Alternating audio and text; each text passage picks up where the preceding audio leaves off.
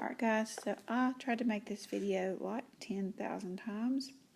My battery went dead, and then I plugged it back up in the middle of the video. My battery went dead, I plugged it back up. I thought I was videoing, I videoed the whole set of notes, and then I didn't have a video. And then I tried it again, and then I tried it again. So now I'm trying this over again. I've already worked everything out because I've worked it 3 times. And so I'm just going to walk you through this instead of erasing and rewriting the notes 3 more times.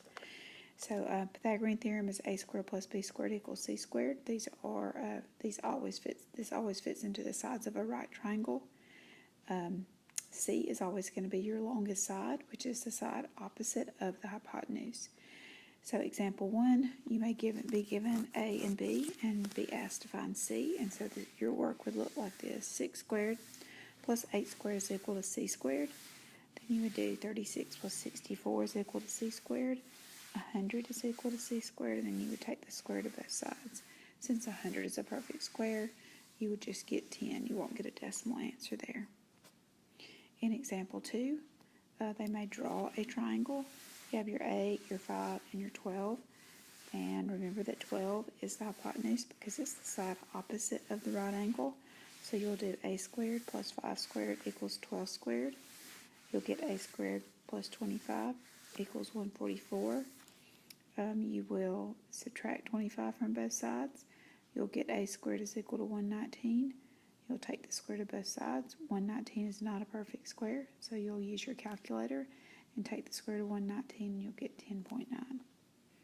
In example 3, they're going to give you 3 numbers. They represent the 3 sides of a triangle. You're going to try to determine whether these sides make a right triangle. So I circle 5 because it's the longest side, and it would be the hypotenuse if this is the right triangle. And then you're going to set up the Pythagorean theorem right here. 3 squared plus 4 squared equals 5 squared. You'll see that that gives us 9. Above the 3 squared I have 9 plus 16 has to be equal to 25.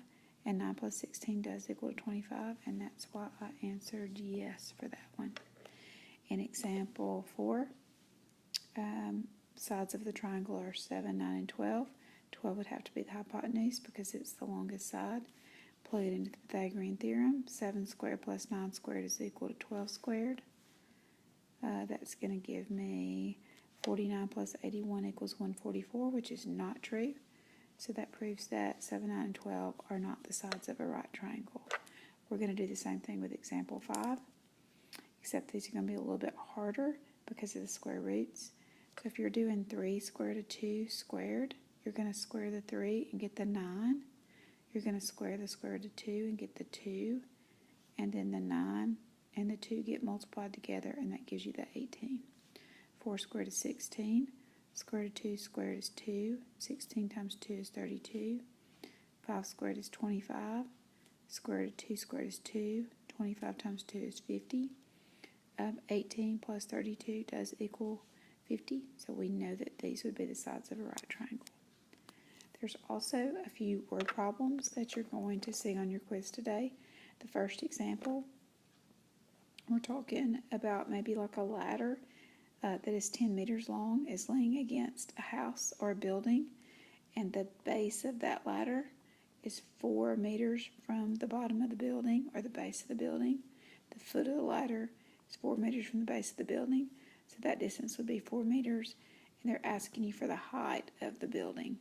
So some situation where you got something leaning, that'd be your hypotenuse, got some distance called ground distance, and you got that vertical distance, and you plug that into the Pythagorean theorem. We've also seen some door problems or rectangle problems where they're asking you to find the diagonal, and you would set it up as 20 squared plus 10 squared equals x squared.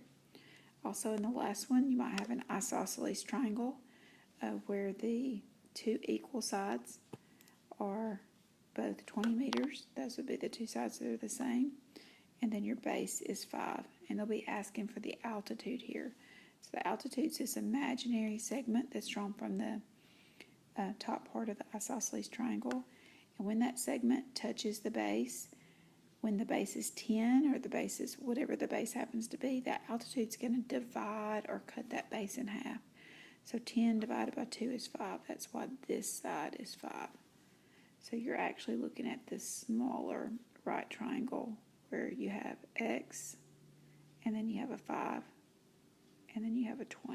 And so you'll use the Pythagorean theorem to find x. You'll have some radical equations. You need to always make sure that your square root is by itself. When your square root is by itself, you can square both sides. Like in example 6, start off by squaring both sides, and when you square the square root, that cancels out. Square and square root cancels out, and you get x equals 5 squared, which is 25. In example 6, the square root is not by itself yet. It's important that you do that before you square both sides. So I would have to divide both sides by 2. That gives me the square root of x equals 13 squared. The square cancels out the square root, and you just get x on the left-hand side, and then on the right-hand side, 13 squared is 169. On example 7, the square root is not by itself. To get it by itself, I'm having to add 3 to both sides, and then I'm going to divide both sides by 5, and you're left with the square root of 2x plus 3 equals 4. Then you can square both sides. Square cancels out square root. You're left with 2x plus 3 equals 4 squared, which is 16. Subtract 3 from both sides. 2x equals 13. Divide both sides by 2. X equals 6.5. Last problem, you have square roots on both sides. You square both sides. Square cancels out square root, and you get 3x minus 7 on the left.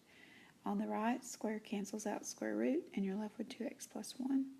And then you solve the equation from there. Subtract 2x from both sides. X minus 7 equals 1.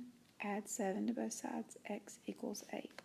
Please do the very best that you can on your quiz today.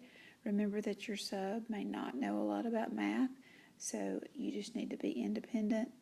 Do the best that you can on your quiz. Look up the board for your assignment, or look at your calendar. After the quiz, you're going to work on the back part of an exam review that you already have. If you happen not to have that review, there are some extras that I left with a sub. Please turn in whatever you're able to finish by the end of the block. Even if you're not able to finish, please turn your work in so I know that you are working after the quiz. Good luck. Have a good day.